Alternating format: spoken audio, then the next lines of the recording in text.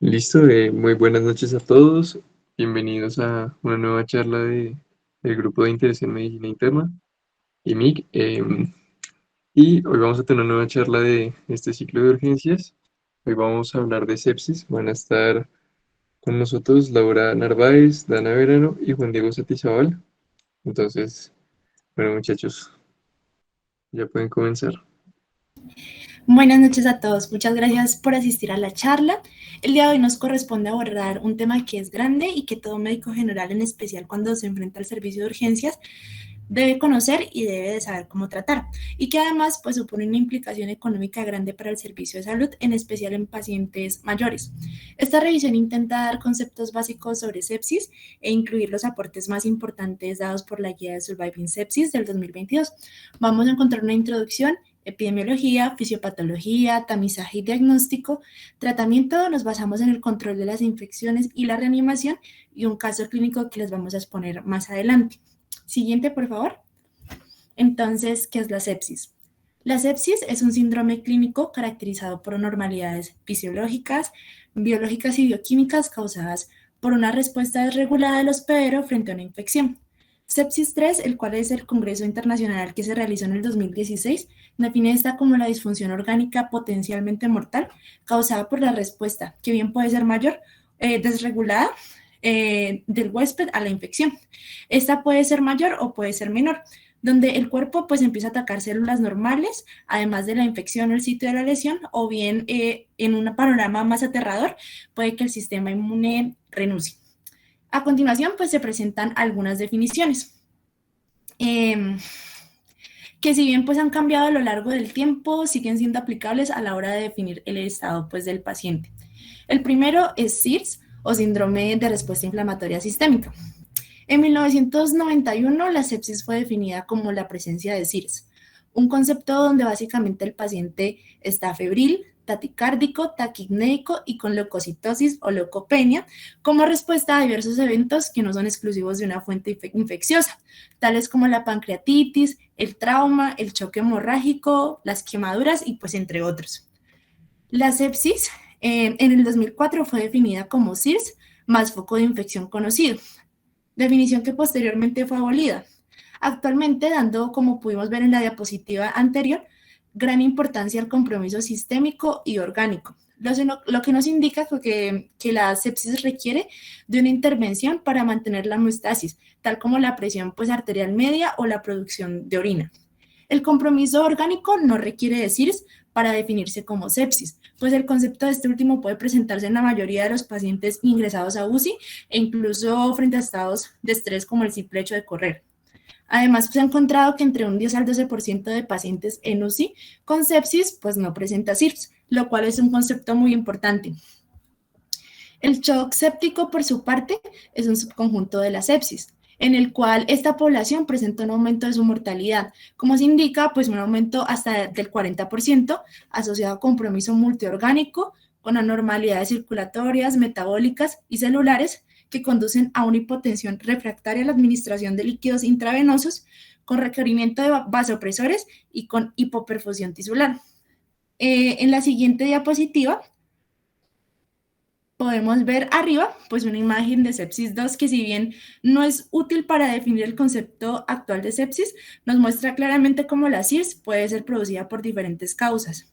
Abajo observamos los criterios de SIRS: temperatura mayor a 38 grados o menor a 36, frecuencia cardíaca mayor a 90 latidos por minuto, frecuencia respiratoria mayor a 22 respiraciones por minuto y leucocitosis o leucopenia, lo cual, aunque es necesario conocer, se vuelve un poco más que obvio cuando nos enfrentamos a la consulta de un paciente. Seguimos con la epidemiología. Gracias. La sepsis es una condición frecuente con una incidencia mundial de 66 a 300 casos por cada 100.000 habitantes por año en países desarrollados. Se estima que alrededor de 18 millones de personas presentan sepsis por año. Dado la variación del concepto de sepsis, lo cual ha repercutido en su infradiagnóstico o sobreestimación, a través de los años ha sido muy difícil estimar con exactitud cifras que representen esta entidad. Hoy en día se sabe que su mortalidad ronda entre un 17 a un 36%, con una mortalidad promedio del 30%, cifras que pueden incluso duplicarse cuando esta evoluciona a shock séptico. En la mitad de los casos de sepsis no es posible definir la etiología. Sin embargo, se conoce que actualmente es ocasionada en la mayoría de casos por bacterias gram positivas, por encima de las gram negativas. La sepsis por virus es infradiagnosticada y últimamente ha aumentado la incidencia de esta por agentes fúngicos. Existen pocos estudios sobre la epidemiología de la sepsis en Colombia. Sin embargo, Ortiz y colaboradores presentan un estudio del 2014 con 826 participantes, donde encontraron que el 51% de los casos de sepsis son producidos por infecciones adquiridas en la comunidad. 44 son adquiridas en unidades de cuidados intensivos y solo el 5.6% se registran con infecciones adquiridas en el ambiente hospitalario. Las comorbilidades más frecuentes fueron diabetes y EPOC. Siguiente, por favor. Aquí observamos los agentes etiológicos más frecuentes antes de que iniciara la pandemia, donde se muestra que en unidades de cuidados intensivos la sepsis es producida principalmente por E. coli y Staphylococcus aureus. Actualmente sabemos que los factores de riesgo para presentar sepsis son hospitalizaciones previas, estancias en unidades de cuidados intensivos, edad mayor a 65 años, inmunosupresión y cáncer. Las entidades que con mayor frecuencia representan un factor de riesgo para sepsis en los últimos años fueron la neumonía adquirida en la comunidad y el COVID. Y bueno, seguimos con la fisiopatología.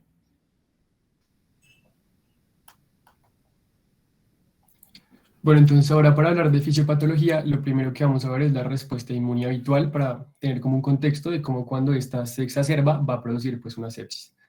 Entonces tenemos acá la respuesta inmune innata. Acá podría ser, por ejemplo, un macrófago que va a tener estos PPRs, que son patrones de reconocimiento, existen varios, los TLRs, receptores de lectina tipo C, entre otros, que lo que van a hacer es censar dos tipos de moléculas. Los DAMs, que van a ser patrones moleculares asociados al peligro, que generalmente se encuentran dentro de las células somáticas, solo que cuando hay daño celular, pues salen de estas y son reconocidos.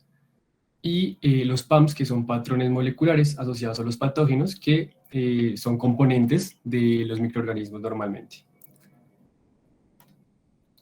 Entonces acá tenemos el ejemplo del Staphylococcus aureus, como tiene unos PAMs que van a ser los lipopéptidos y el ácido lipoteicoico, que se va a unir al TLR2, y este pues va a generar una cascada de señalización que principalmente nos va a activar el NF-kappa beta.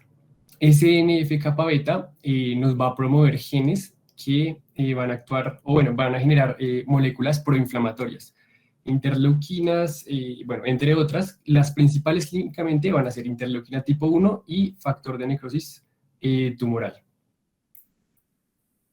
Tenemos acá otra vez el ejemplo del Staphylococcus aureus. Entonces tenemos cómo se va diseminando a lo largo de la dermis, y pues cuando llega al tejido se va a generar esa respuesta inmune, se van a generar esos péptidos que son proinflamatorios y van a llamar primordialmente a los neutrófilos. Estos neutrófilos pues entonces van a hacer esa diapédesis hacia el tejido para poder controlar la infección. Lo van a hacer mediante diferentes mecanismos. El que se ve en la imagen de la izquierda es la secreción de péptidos antimicrobianos. También a la derecha tenemos otro método de los neutrófilos, que va a ser la creación de fagosomas. Mediante las IgGs y el complemento van a traer esas bacterias, las van a meter dentro del fagosoma y van a crear especies reactivas de oxígeno, péptidos antimicrobianos y otras moléculas para poder eliminarlos. Acá entonces tenemos otros mecanismos efectores de esas moléculas en la respuesta innata, la degranulación, que ya la vimos, la netosis, que también va a ser importante, que van a ser trampas extracelulares de DNA también para limpiar todos esos patógenos, la secreción de mediadores proinflamatorios, el fagosoma, fagocitosis mediada por monocitos y por neutrófilos, y la citotoxicidad dependiente e independiente de células. También acá tenemos que, bueno, toda esta reacción inmunitaria va a estar primordialmente controlada por la diferenciación de macrófagos, que van a ser los macrófagos tipo 1 y los tipo 2. Los tipo 1 van a estar activados por los lipopolisacáridos o otros PAMs y por interferón gamma, y estos van a promover la respuesta tipo TH1 o proinflamatoria. Mientras que los macrófagos tipo 2 van a estar activados por interleuquina 4-13 y van a promover la respuesta antiinflamatoria tipo TH2. Acá lo importante es que el equilibrio entre estas dos especies de macrófagos nos va a permitir que no haya una respuesta exacerbada que nos pueda llevar a sepsis. Listo, entonces en cuanto a la fisiopatología ya del proceso de la sepsis, digamos que se puede abordar en 5 eslabones que ocurren en simultáneo. El primero es la respuesta al huésped, la inmunidad innata, anormalidades en la coagulación, mecanismos antiinflamatorios y de inmunosupresión, para finalizar con la disfunción orgánica. Siguiente. Listo. Entonces, para empezar, sabemos que la infección, en este caso, desencadena una respuesta en el huésped que es más compleja y más prolongada. Durante esta respuesta, tanto los mecanismos proinflamatorios como los antiinflamatorios contribuyen, por un lado, a la eliminación de la infección y a la reparación del tejido, y por otro, a la lesión de órganos e infecciones secundarias. Entonces, la respuesta específica de cada paciente va a depender principalmente de dos agentes.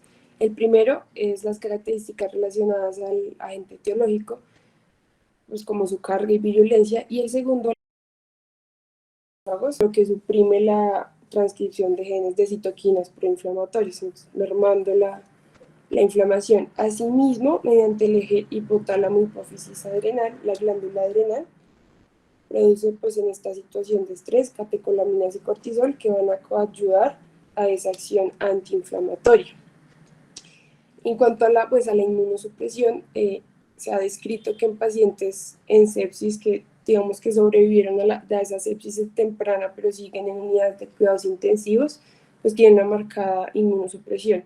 Ellos con frecuencia siguen cursando con focos infecciosos aunque estén cubiertos por terapia antimicrobiana, o pueden hacer reactivaciones de infecciones virales latentes. Además, se ha descrito una respuesta reducida de los leucocitos sanguíneos a los patógenos pues, causantes de la infección, así como una inmunosupresión, ya lo dijimos, en el vaso, también en los pulmones y otros órganos. Listo, la siguiente. Listo, entonces volvemos a esta diapositiva para explicar cómo, adentrarnos ya más en el tema de la disfunción orgánica.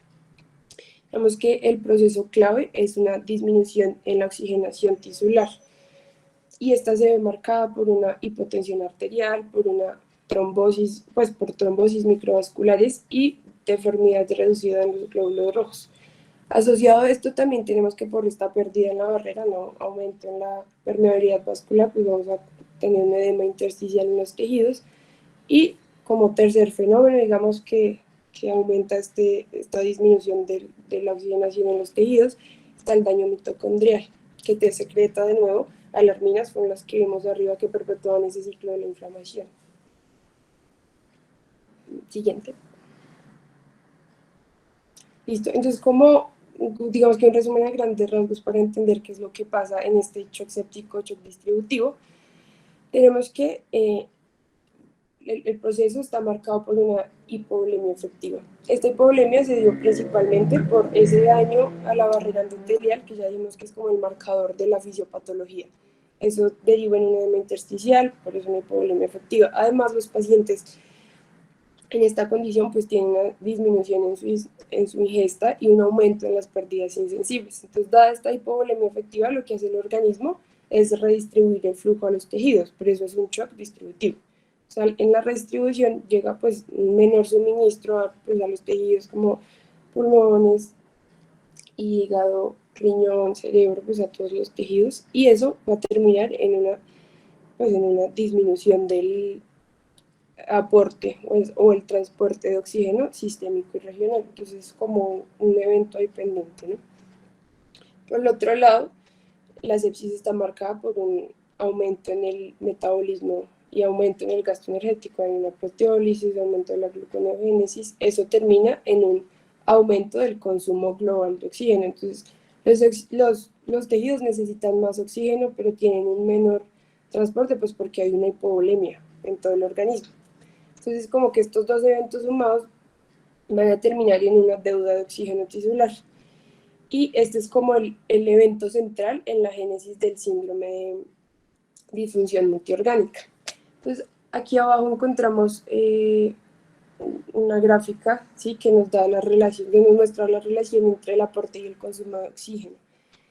Entonces, la línea continua, digamos, es la de un paciente sano, bueno, más bien un paciente con un shock no distributivo, no es shock séptico, que vamos a leerla como de derecha a izquierda, ¿cierto?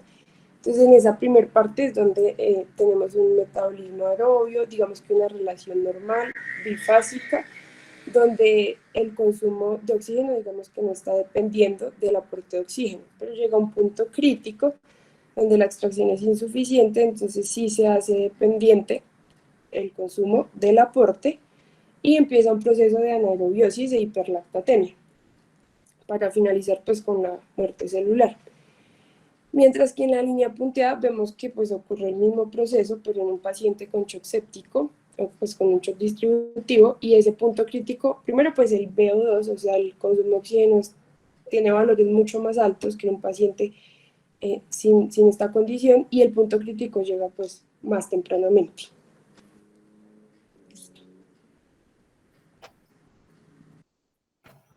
Bueno, ahora a partir de esa fisiopatología que dijimos, pues vamos a tener ciertas manifestaciones enfocadas más o menos en cada sistema. Entonces tenemos en el sistema cardiovascular, vamos a tener una hipotensión, vamos a tener piel moteada, alteración en la microcirculación. También en el shock séptico vamos a tener niveles elevados de lactato, ecocardiografía con niveles variables. En el sistema hepático vamos a tener tanto bilirrubina como enzimas hepáticas altas.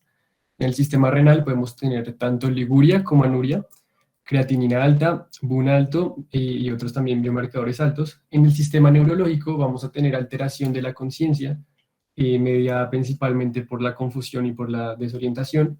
En el sistema respiratorio vamos a tener hipoxemia, disminución del PAFI. Y en el sistema hematológico vamos a tener trombocitopenia, como lo dijo mi compañera, vamos a tener en algunos casos coagulación intravascular diseminada y petequias. Listo, entonces ahora vamos a la parte de tamizaje diagnóstico. Lo dimos en 4 partes: la preclínica, de mano de la historia clínica, el examen físico, las ayudas diagnósticas y las escalas. Entonces vamos a empezar con la historia clínica. Cuando estemos haciendo una historia clínica, vamos a enfocar eso sobre todo en 2 cosas: en si el paciente tiene factores de riesgo para desarrollar sepsis, que estos van a ser la avanzada, la diabetes, obesidad, cáncer, bacteremia, neumonía adquirida en la comunidad, COVID, inmunosupresión. Muy importante si fue admitido en UCI últimamente o si ha tenido hospitalizaciones y cirugías. Y también vamos a enfocar la historia clínica en si el paciente actualmente pues, está cursando una infección. Entonces tenemos que ver la procedencia, viajes recientes, transfusiones, alguna exposición ambiental o sexual importante. En cuanto al examen físico, vamos a tener signos y síntomas y los vamos a buscar, los de infección. Vamos a tener un paciente hipotenso con temperatura muy alta o muy baja, taquicárdico y con taquipnea. Respecto a la perfusión, vamos al principio de la sintomatología, podemos presentar un paciente con la piel caliente. Y esto pasa pues porque la resistencia vascular periférica pues está aumentando debido al óxido nítrico y todas esas sustancias, y por tanto pues se va a presentar ese cambio en la piel. Sin embargo, a medida que va pasando la enfermedad, el sistema nervioso autónomo va a hacer una regulación y va a empezar a contraer esas arterias y arteriolas, y por tanto pues luego de pasado un tiempo va a estar otra vez la piel fría. También vamos a tener disminución del llenado capilar, cianosis, piel moteada. Y bueno, manifestaciones como las nombré anteriormente: la hipoperfusión, estado mental alterado, oliguria o anuria, ausencia de sonidos abdominales. Y muy importante, si estamos tratando con pacientes que usan beta bloqueadores, entonces tenemos que tener presente que en los signos, cuando estemos viendo la frecuencia cardíaca, vamos a ver un paciente con ese signo normal, sin embargo, pues puede estar hipoperfundido. Al mismo tiempo pasa lo mismo con los hipertensos. Vamos a tener una hipotensión relativa, es decir, la hipertensión aparentemente está, la tensión aparentemente está normal, sin embargo, el paciente puede estar hipoperfundido. Entonces, pues, tener especial cuidado en esos 2 tipos de pacientes. Las ayudas diagnósticas que utilizaremos siempre deben de individualizarse de acuerdo al paciente, pero algo que no debemos olvidar es que nuestro paciente está presentando una infección que está poniendo en riesgo su vida. Por lo tanto, aunque es aconsejable la toma de muestras o cultivos antes del inicio de terapia antibiótica, si nosotros tenemos un foco presente identificado, para pues posteriormente escalonar o pues de forma ideal desescalonar la terapia, este paso no debe retrasar el inicio del antibiótico. Algunas guías indican que máximo podemos esperar 1 hora después del diagnóstico de sepsis. Surviving Sepsis nos dice que máximo podemos retrasar su inicio 45 minutos, pero hay que recordar que esto no es un protocolo, lo que quiere decir que la terapia antibiótica debe iniciarse lo más pronto posible, lo cual es como el pilar fundamental pues del manejo en sepsis. Por otra parte, los hemocultivos se utilizan cuando no existe un foco identificado. Se sabe que deben de tomarse mínimo 2 hemocultivos, uno anaerobio y otro aerobio. Idealmente se deben de tomar 3 hemocultivos, uno anaerobio y 2 aerobios, lo cual pues aumenta la sensibilidad de un 75 al 83%. La toma de más hemocultivos no mejora significativamente la sensibilidad. Por otra parte, la toma de urocultivos, coprocultivos y otros cultivos de focos probables solo deben realizarse cuando se tiene sospecha clínica de estos. De lo contrario, solo demora el diagnóstico y genera confusión a la hora de interpretar los hallazgos. El siguiente ítem es la procalcitonina. Este es un péptido cuya producción es inducida como respuesta a la infección bacteriana por la interleucina 6. Tiene mejor rendimiento que la proteína C reactiva. Lo que se decía es que podía utilizarse para marcar el inicio de la terapia antibiótica y su finalización, con un punto de corte de 0.5 miligramos por mililitro. Lo que sabemos hoy en día es que no hay evidencia suficiente que soporte su uso para dirigir la terapia antibiótica y tampoco reduce significativamente los costos del manejo de la infección. Surviving Sepsis recomienda su uso combinado pues con la evaluación del paciente. El siguiente es la hiperlactatemia. Que se presenta en sepsis por 3 procesos que se explicaron con anterioridad. La hipoxia tisular, que lleva a un metabolismo anaerobio, el incremento de la vía de la glicólisis, que excede la capacidad normal y termina aumentando también el lactato, y el aumento de la bomba sodio-potasio ATPasa por estimulación adrenérgica. Independientemente del mecanismo de aumento, los niveles mayores de lactato se han relacionado con mayor mortalidad en sepsis. Se ha documentado que la normalización del lactato por debajo de 2 milimoles litro durante la reanimación temprana en sepsis es el predictor más fuerte de sobrevida, seguido por una depuración del lactato del 50% dentro de las primeras 6 horas de presentación, o como mínimo de un 10%. El siguiente son las pruebas de coagulación. Una de las complicaciones en sepsis es la coagulación intravascular diseminada, que se desarrolla pues, en casi la mitad de los pacientes con sepsis, la cual finaliza en la falla orgánica múltiple, por lo cual no es extraño que las tasas de mortalidad de un paciente con sepsis y coagulación intravascular diseminada sean altas. Podemos encontrar trombocitopenia y aumento de los productos de degradación de la fibrina. Sin embargo, los laboratorios por sí solos no hacen el diagnóstico de esta entidad, se debe correlacionar con la clínica. Por último, las imágenes diagnósticas, que siempre se correlacionan también con la clínica del paciente. Por ejemplo, si tiene una patología pulmonar, podemos pedir una radiografía de tórax. Y si tiene una patología abdominal, un TAC de abdomen simple. Pero no tenemos que realizar imágenes de pies a cabeza a todo paciente con sepsis. No se nombró hemograma porque más adelante lo vamos a explicar en las tablas. Siguiente, por favor. Aquí pues se presenta la tabla del Quick SOFA y el SOFA, que se presentan como una herramienta rápida para el diagnóstico de pacientes en sepsis.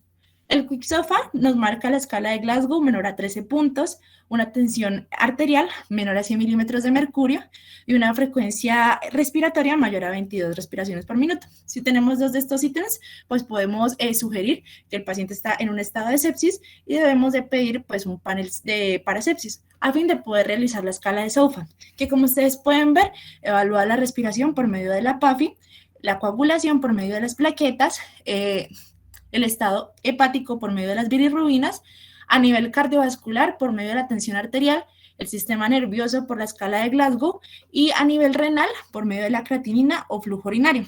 Lo que debemos de recordar de esto es que la variación de la escala del SOFA se evalúa por medio de la variación de 2 puntos. ¿Esto qué quiere decir?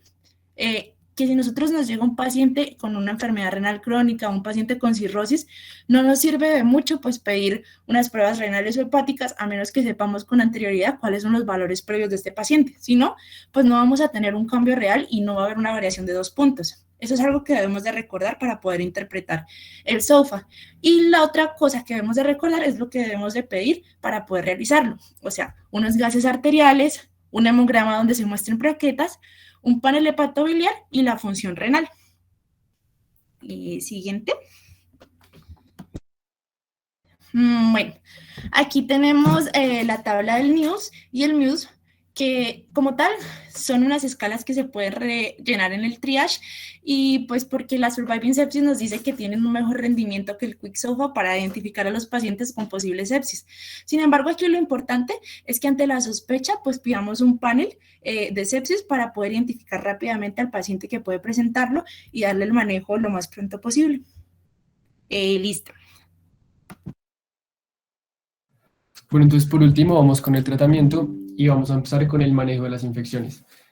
Como dijo Laura, desde que se hace el diagnóstico hasta aproximadamente 45 minutos, que pues en realidad no son rígidos, tenemos que ya haber administrado una antibiótico terapia y eso se debe a que la mortalidad incrementa linealmente por cada hora que no se haya administrado. Entonces, pues a tener en cuenta eso, muy importante.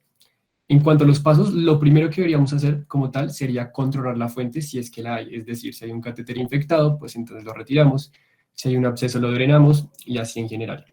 Lo segundo que deberíamos hacer sería la identificación del patógeno y este se podría hacer a partir de unos signos y síntomas que pues nos digan qué evaluación microbiológica hacer. Me explico.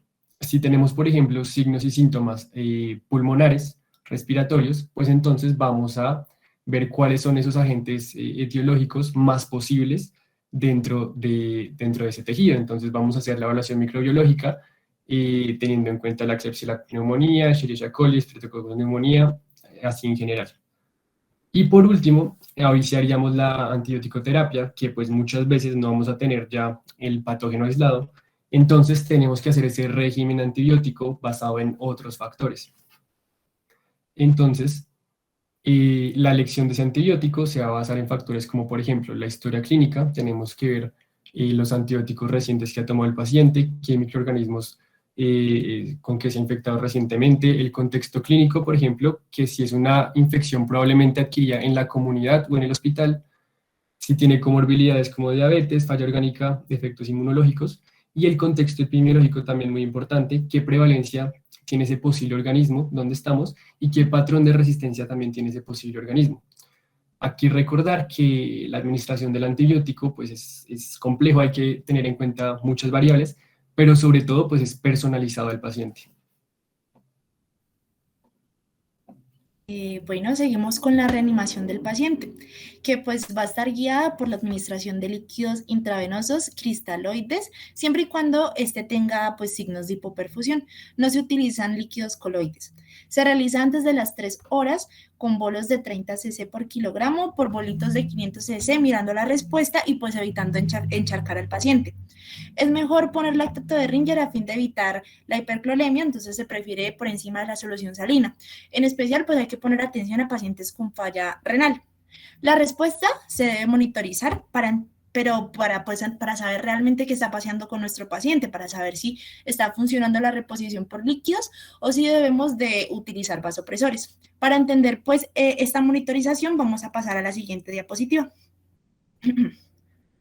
Antes del 2001, la mortalidad en sepsis era mucho más alta, alcanzando cifras del 60%, condición que era originada en parte a que no existía un concepto universal de urgencia pues, del tratamiento del paciente séptico, y se centraba pues, mayormente en el uso de vasopresores para aumentar la presión arterial, lo que dejaba de un lado la perfusión orgánica, lo que resultaba incluso en extremidades isquémicas. Esto condujo a que Rivers en 2001, junto con sus colaboradores, crearan un protocolo de reanimación denominado EGDT, diseñado para optimizar el transporte de oxígeno tisular por medio de la monitorización de unos objetivos fisiológicos. Entonces, él evaluaba la precarga por medio de la presión venosa central, la poscarga por medio de la presión arterial media y la contractibilidad y transporte del oxígeno por medio de la saturación venosa central.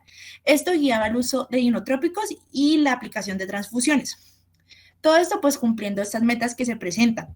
una presión venosa central entre 8 a 12 milímetros de mercurio, una presión arterial media mayor a 65 milímetros de mercurio, un gasto urinario mayor a 0.5 mililitros kilogramo hora, una saturación venosa central mayor al 70% y un hematocrito pues mayor al 30%. Esto permitió guiar la forma de atención del paciente séptico, más que simplemente buscar dónde se debía tratar el paciente, o sea, no simplemente mandarlo a UCI. Y esto mostró pues una disminución de la mortalidad bastante grande. Y además pues orientó el modo en el que se debían de poner líquidos, no solo buscando subir la presión del paciente, sino cumpliendo algunas metas. En la siguiente diapositiva se presentan unos estudios que se realizaron dado a los altos costos que implicaba la aplicación de Rivers en todos los pacientes sépticos, porque se indicaba la puesta de un catéter venoso central. Entonces, intentaron evaluar la respuesta del paciente sin aplicar la terapia guiada por metas. Y se evidenció que habían unos resultados similares.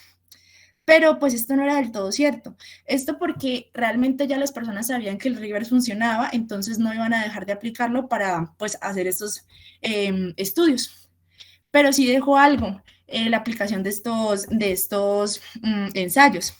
Y es que debemos hacer una terapia guiada por metas, pero hay más que el protocolo de Rivers para evaluar el riesgo de la mortalidad.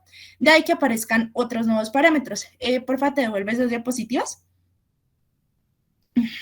Entonces aparecen las medidas dinámicas, como la variación de la presión del pulso, que indica que si varía el pulso al exhalar, eso quiere decir la presión sistólica menos la presión diastólica, si varía mientras el paciente está exhalando, le caben líquidos. Si hay un aumento del gasto cardíaco, si la compresión de la vena cava, que se realiza tal como suena, pero guiado con un ecógrafo, se busca la vena cava, se comprime con el ecógrafo, y si este comprime, pues le caben más líquidos, y la elevación pasiva de las piernas. Esto quiere decir que se levantan las piernas del paciente durante 1 minuto, y si varía la presión de este, le caben más líquidos.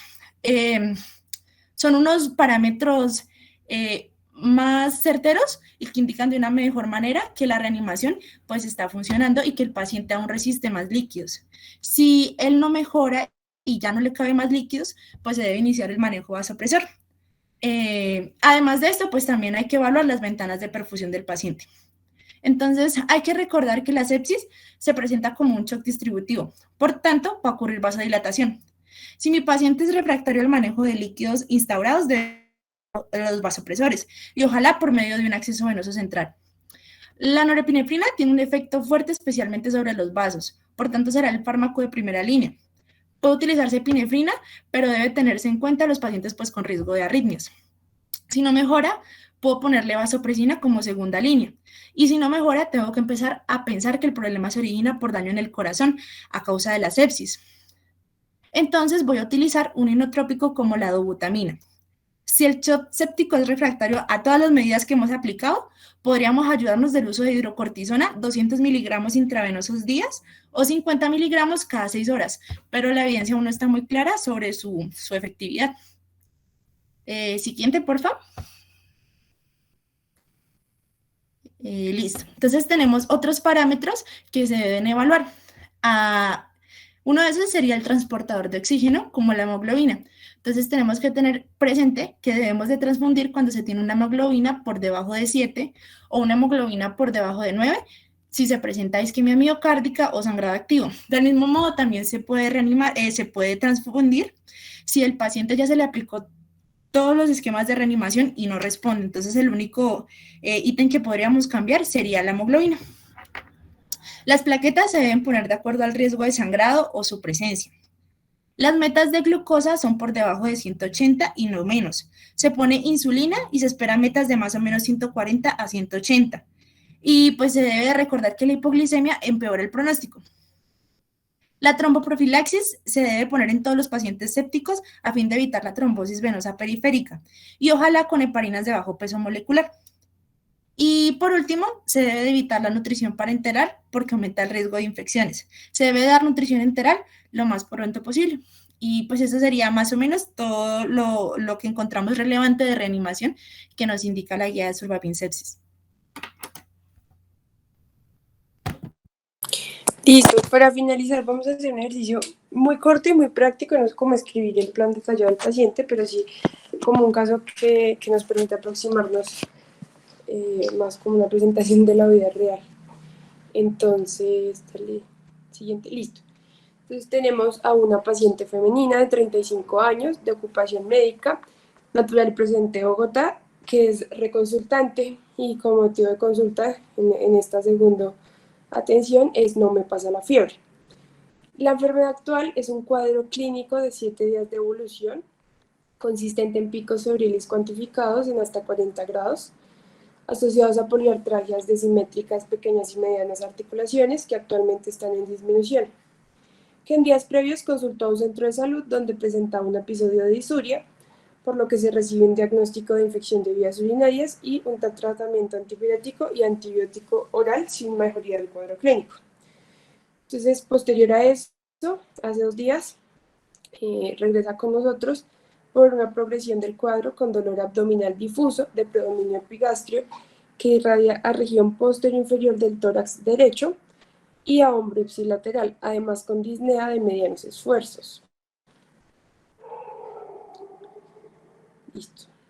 En la revisión de síntomas por sistemas, pues en general en respiratorio normal, el cardiovascular lo que refirió en la enfermedad actual de la disnea, digestivo última posición hace 4 días, osteoarticular en el momento niega dolor articular, genitourinario niega síntomas irritativos, neurológico sin alteraciones y el piel anexos también sin alteraciones.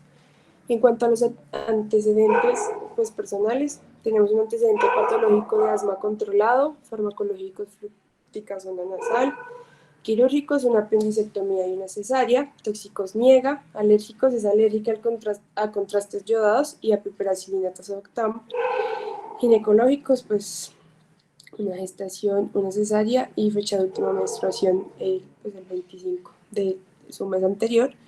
E inmunológicos, bueno, más bien como vacunales, 3 dosis para vacuna de SARS-CoV-2, la última en noviembre del 2021.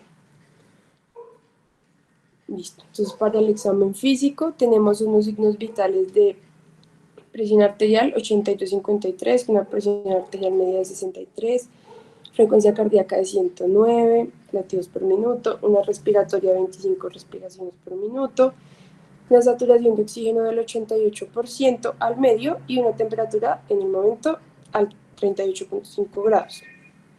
Conjuntivas normocrómicas, escleras amitéricas, mucosa oral húmeda sin lesiones, cuello móvil, sin ingurgitación, sin adenopatías, tórax simétrico, no doloroso, no expansibles, sin tirajes, los ruidos cardíacos rítmicos sin agregados, sin soplos, murmullo vesicular también conservado sin agregados. En el abdomen encontramos un abdomen blando con ruidos hidroaéreos presentes sin masas, con presencia de hepatomegalia a 10 centímetros del reborde costal, con dolor a la palpación, sin signos de irritación peritoneal. Las extremidades eutróficas, simétricas, con pulsos distales presentes, un llenado capilar mayor a 2 segundos, de 3 segundos, no hay edemas en miembros inferiores. Neurológico es una paciente alerta, orientada, isocoria normofractiva, simetría facial, pares bajos sin alteración, fuerza conservada en 4 extremidades, sin irritación meningia. Listo, entonces estas son como las preguntas orientadoras en este nivel de atención. Entonces, ¿alguien quisiera ayudarnos con la primera? Hasta el momento, ¿cuál es el diagnóstico sindromático, etiológico y anatómico del paciente, de la paciente?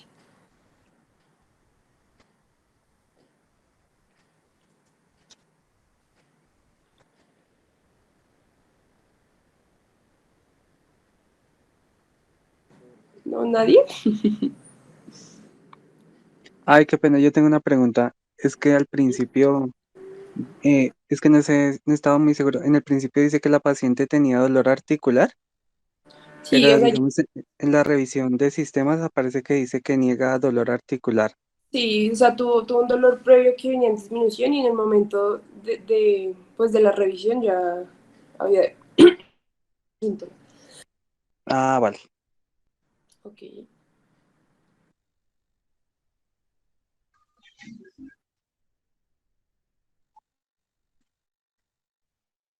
Bueno, de pronto sería un síndrome febril agudo. Sí, pues el diagnóstico sindromático podríamos enfocarlo así como síndrome febril agudo. Diagnóstico etiológico y anatómico, ¿qué opinan? Pues digamos, en la parte etiológica se estaría sospechando que es por una infección de vías urinarias, ¿no? Inicialmente. Sí, pues sí, digamos que ese fue el primer enfoque que se le dio en ese nivel de atención, que digamos que no conocemos la historia, pero sí, pues se enfocó como una etiología infecciosa.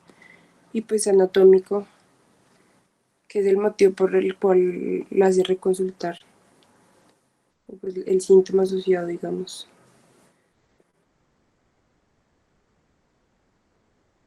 En esa situación el dolor me haría sospechar algo abdominal o gastrointestinal. Vale, de acuerdo, además que tenemos un hallazgo de una hepatomegalia, ¿no? Dolorosa la palpación. Listo. Entonces, en el segundo punto, y con base en lo que hemos repasado, ¿qué ayudas diagnósticas ustedes solicitarían en ese primer momento? Qué pena, ¿me podrías repetir cómo es el dolor que sentía el paciente? O la paciente, mejor dicho. Si quieres, Juan, devuélvete. Pues ese era un dolor abdominal irradiado atrás en el motivo de consulta, en la forma actual. Ay, ay. Pues ahí dice un cuadro de dolor abdominal difuso, predominio epigástrico, irradiado a región postero inferior del tórax derecho y a hombro ipsilateral.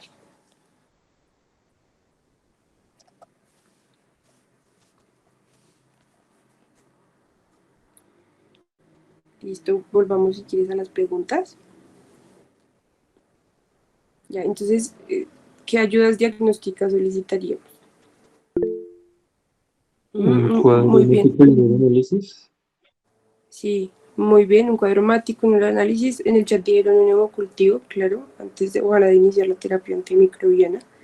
¿Qué más solicitaríamos? Hay un grupo de cosas para aproximarnos a esa paciente. Digamos, Pues en dónde este está. momento tiene una presión arterial media menor de 65, ¿no? Así es. Unos gases podrían también ser orientadores. Unas gas Podríamos pedirle de una vez el perfil hepático.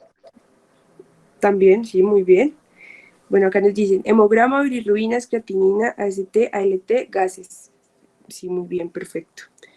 De pronto lactato y PCR. También, sí, digamos, los gases con lactato, sí, y PCR.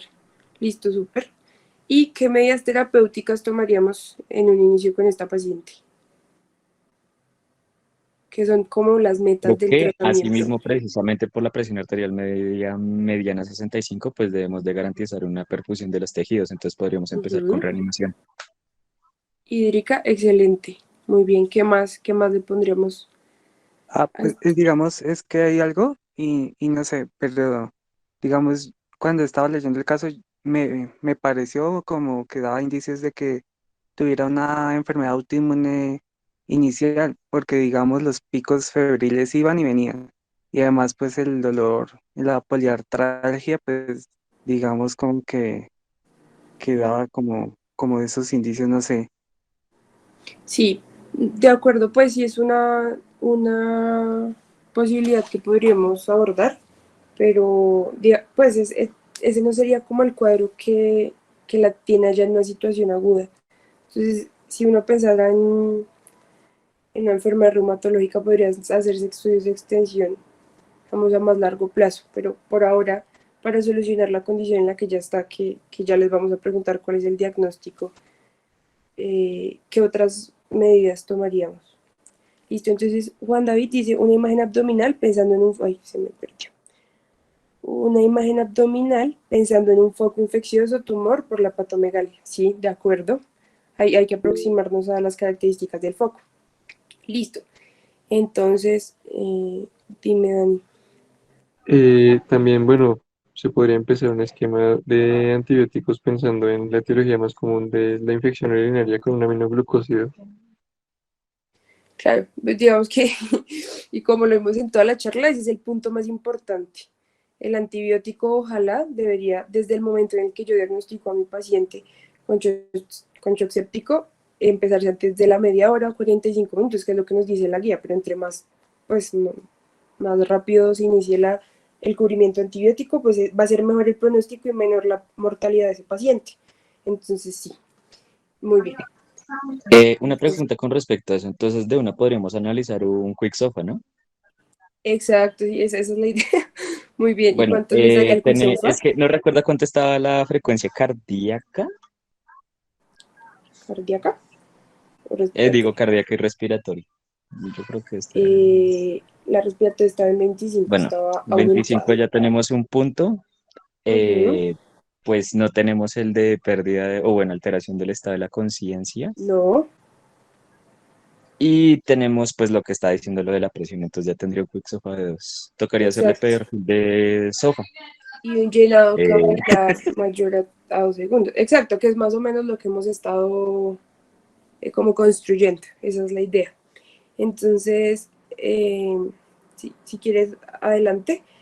No sé si alguien se atreve a hacer como un análisis chiquito de la situación, pero pues esas son las preguntas que ya hemos respondido, como el contexto de la paciente, cuál es nuestra sospecha, que sería un shock séptico, y cuáles son las medidas a tratar. ¿Se animan o lo desarrollamos acá?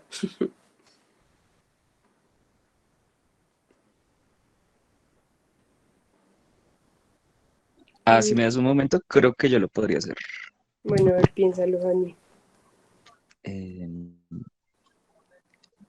un segundo.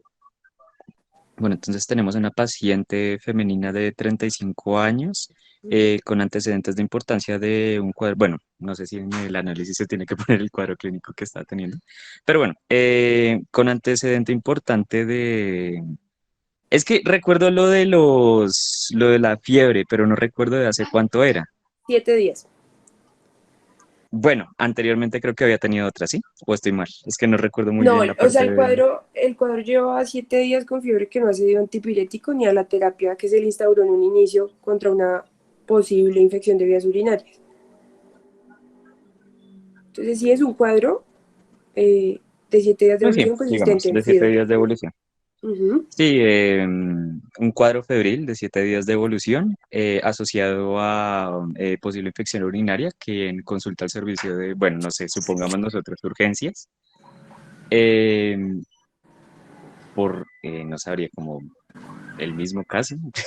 Se llama Qué pena. persistencia y progresión del cuadro. Y ahora se acompaña de qué. Con el dolor que está teniendo de predominio epigástrico, creo que era. Ujú. Sí, y es que lo del hombre es lo que me deja loco ahora que lo pienso. La irradiación. Mm, Ok. Bueno, pues precisamente también hablando de los antecedentes, hay que tomar en cuenta que creo que tenía una alergia a un antibiótico, no recuerdo cuál era. Sí, a piperacilinato baja. Piperacilina. Ujú. Bueno, entonces, a la revisión tenemos un paciente que está taquipneico y con hipotensa, lo cual pues supondría que el servicio ya podría empezar a sospechar de una posible sepsis. Sí, entonces da un Quicksilver de 2 puntos, ¿cierto? Iniciamos, bueno, sospechamos un shock séptico e iniciamos las medidas terapéuticas que ya hemos nombrado, ¿cierto? Y solicitamos estudios de extensión. Entonces, dale al siguiente, porfa. Muy bien, Dani. Sí. Así me Es, parece. bueno, Segundo. ya vamos a ver el análisis. Estos son los paraclínicos que nos orientan aún más, ¿no? Tenemos, bueno, que tenemos alterado, por ejemplo, en el hemograma, alguien que me diga que está ahí como muy importante. Tenemos una leucocitosis con neutrofilia. Muy bien, Tenemos una anemia, creo. sí. A ver, anemia normo. Creo que es normocítica. No, mentiras, no, no, no, no. Sí, creo que no es Sí, normocítica. O sea, ¿sí o no? Perdón, es que no me acuerdo muy bien del PCM. sí, sí, sí. Muy bien. Eh, Anemia, leucocitosis, las plaquetas, normal. ¿Sí? las plaquetas no están elevadas, perdón. No, pues como, bueno, 250.000, 350.000. Pero digamos Sí, que no claro. hay ningún otro pen. Listo. ¿Qué más observamos alterado en los paraclínicos que nos llaman la atención? Creo que tiene la LT elevada. Creo que está, sí, pues 44. No Sí, sé si sí, es el digamos límite. que como sobre el borde, ¿no? sobre El 40. ácido láctico está elevado con Exacto, 2.8. tenemos una hiperlactatemia. Ujú. Ujú. ¿Qué más está por ahí? Bueno, y la PCR que está francamente elevada. Hay una alcalosis respiratoria, En porque los tiene un pH de gases. 7.47 y un CO2 disminuido Ujú. de 25. Pero que si tenemos la base exceso en menos 4.2. PO2 de 83, no sé si esté hipoxémico, pues está hipoxémico, mejor dicho. Ujú, muy bien. Y una PAFI normal, bien. Bueno, ¿Listo? hemocultivos y urocultivos que están negativos, aunque pues depende, porque depende si los hayan hecho a priori de haber instaurado manejo Exacto. antibiótico. Y no conocemos como muy bien la historia de entrada, donde ya le habían dado quién sabe qué antibiótico oral.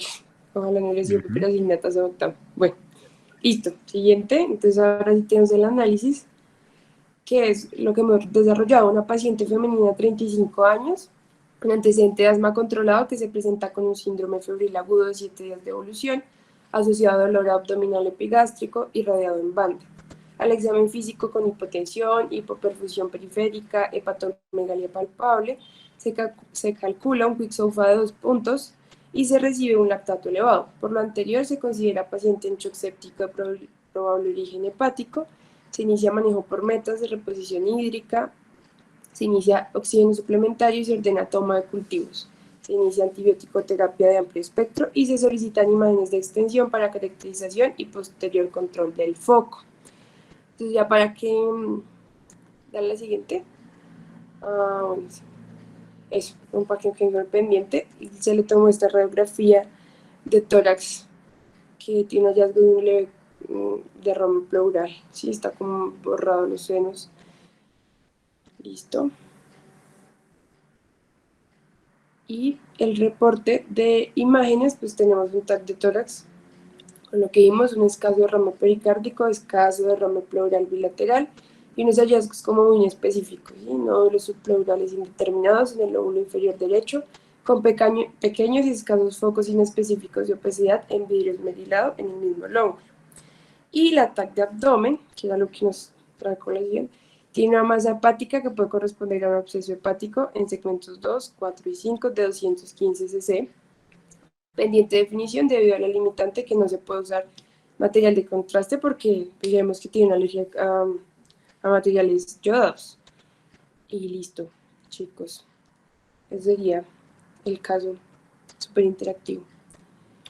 Y bueno, como mensajes para el hospital, queremos como alertar, ¿no?, que la sepsis es un problema de salud pública, que lo primordial pues es iniciar la antibiótico-terapia frente a la sospecha y con pues, los mecanismos que yo tenga para sospechar la sepsis. Entonces, SIRS no significa sepsis, como ya nos explicó ahorita, y porque la distinción. Antibiótico-terapia debe empezar máximo 45 minutos luego de haberse hecho el diagnóstico, pues la mortalidad incrementa linealmente por cada hora que no se haya administrado terapia antibiótica. El SOFA se evalúa con cambios de 2 puntos, no solo con su aparición, y la importancia de suministrar líquidos solo si hay signos de hipoperfusión, para no empeorar a ese paciente. ¿Listo? Listo, pues esas fueron nuestras referencias. Muchas gracias. No sé si alguien tiene alguna pregunta. Ay, sí, qué pena. Yo tengo una Sí, pregunta. dinos. Digamos, el antibiótico que se usa cambia de acuerdo al tipo de infección, digamos, a la presentación de la infección. Por ejemplo, si es absceso, uno tendría que usar, digamos, un antibiótico más fuerte o mayores dosis, Sí. o es normal para todos. Bueno, ponle cuidado. La situación ahí y el mensaje también muy importante es que el control de la infección no solo es antibiótico terapia, sino el control del foco. Si yo tengo un absceso y no lo dreno, pues puedo poner antibióticos la vida y el antibiótico que sea, pues el foco va a seguir ahí. Entonces, no, pues lo inicial siempre es drenar ese absceso, que seguramente fue lo que le hicieron a la paciente, y ahora sí el cubrimiento, según lo que nos decía Juan, según el perfil de resistencia, según las comorbilidades del paciente. Por ejemplo, en este caso ya tiene alergia a piperacilina tazobactam. Entonces, esas son las cosas que se tienen que tener en cuenta, pero inicialmente siempre retirar el acceso que nos estaba causando infección, drenar el foco, pues identificarlo en un inicio y sí, para ahora sí un correcto cubrimiento antibiótico. Ah, listo, vale, gracias. Vale, de acuerdo. Yo sí tenía también una pregunta con eso. No sé si hayan visto con respecto pues cuando uno empieza a solicitar el hemograma. No sé si sea rutinario también pedirlo con antibiograma. El hemocultivo. Épale, sí, perdón, el hemocultivo, lo siento. Ah, sí, sí, de acuerdo. Excelente aporte, Dani. Y desde cualquier cultivo, de una vez con el antibiograma, porque pues si ven, están como pues sí, los perfiles de resistencia en la población y en el hospital donde uno se encuentra, pues no sabemos ahí las condiciones del paciente, de dónde haya sido también como encontrada esa infección. Bueno, nos dice Ricardo, recordar que el llenado capilar es igual de efectivo que el lactato para evaluar la hipoperfusión según el estudio Andrómeda. Ok, no lo tenemos en cuenta. Listo, muchachos, muchas gracias. Esperamos que haya sido lo más claro. Es un tema pues bien como complicado de abordar, bien largo. Entonces nada, pues sí, ojalá lo hubieran entendido. Excelente charla, muchas gracias. Bueno, Dani, Sí, gracias muchas por la gracias, colaboración. Dana, Juani y Lau. Estuvo excelente la charla. Los esperamos a todos la próxima semana. Bueno, muchachos, que descansen. Chao.